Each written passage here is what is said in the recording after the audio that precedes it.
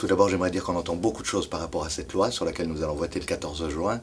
Les opposants n'arrêtent pas de nous asséner des contre-vérités. On parle d'une nouvelle taxe, d'un nouvel impôt. Ce n'est pas du tout un nouvel impôt. La redevance existe depuis longtemps. Elle existera certainement toujours. C'est le Conseil fédéral qui fixe le montant de la redevance. Et ce n'est pas un impôt, c'est une taxe, véritablement. Et quoi qu'il en soit, si le Conseil fédéral décidait d'augmenter la redevance, le Parlement s'y opposerait certainement. Donc aucun risque sur ce plan-là. Deuxième chose, cette nouvelle loi sert avant tout les radios privées et les télévisions privées, puisque la quote-part de la redevance qui nous est attribuée sera augmentée. Et pas du tout, donc, par définition, le service public qui se verra grévé d'une petite part de sa quote-part au niveau de la redevance. Ensuite, cette redevance sera moins chère pour tout un chacun. Et je pense que là, c'est un des avantages aussi indéniables de cette nouvelle loi, faire en sorte que la population paye moins. Et ce sera le cas si vous votez oui le 14 juin. Comme je vous le disais tout à l'heure, elle sert donc avant tout les radios privées. Nous avons besoin de plus de moyens pour développer les nouvelles technologies, et cette nouvelle loi le prévoit tout simplement. Donc aujourd'hui, il faut rétablir la vérité, c'est une loi qui nous sert, nous, radios privées et télévisions privées.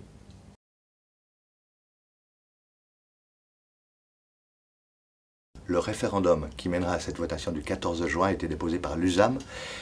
L'USAM est censé défendre les PME. Et il se trouve que 75% des PME ne paieront plus de quote-part de la redevance, ne paieront plus de redevance. Un certain nombre d'entreprises paieront moins, un certain nombre paieront un peu plus, et certaines très grosses entreprises paieront effectivement plus de redevances. Là, je crois que c'est le système de la solidarité qui joue. Quoi qu'il en soit, Économie Suisse, qui représente les grandes entreprises, appelle le peuple à voter oui à cette loi. Il y a donc une contradiction dans tout ce que l'on nous assène comme discours, alors même que l'USAM se devrait de défendre la plupart des PME qui sont membres de l'USAM. Or, ce n'est pas le cas. Il s'agit d'un faux combat, d'un combat finalement politique, un combat contre BILAG et contre la SSR, alors même que cette loi n'a rien à voir avec ce type de discours.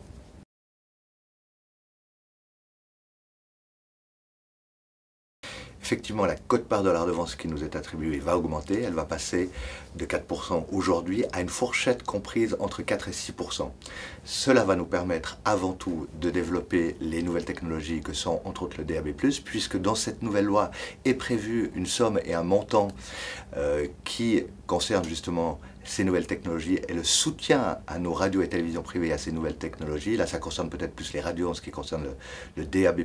Ça nous permettra également de développer ou de travailler sur le marketing du DAB+, pour faire en sorte que tout un chacun puisse aujourd'hui se familiariser et devenir un véritable consommateur de cette norme, de cette nouvelle norme. Et en plus, nous aurons la possibilité de développer des aspects de formation à l'interne de nos entreprises, formation pour les jeunes, pour les nouveaux aussi, formation continue de 4 à 6%. Cela nous donne de l'oxygène, la possibilité de mieux vivre avec ces changements technologiques que nous devons financièrement assumer.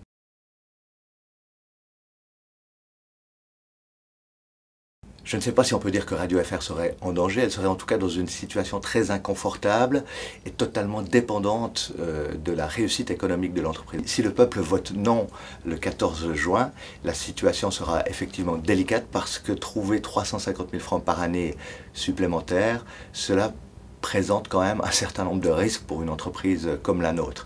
Alors que si le peuple vote oui, nous aurons l'assurance que le gouvernement, la Confédération, à travers l'OFCOM, l'Office fédéral de la communication, nous soutiendra durant cette période de simulcasting où FM et DAB+ cohabiteront, nous soutiendront de manière beaucoup plus conséquente et beaucoup plus importante. C'est donc effectivement pour nous un enjeu vital.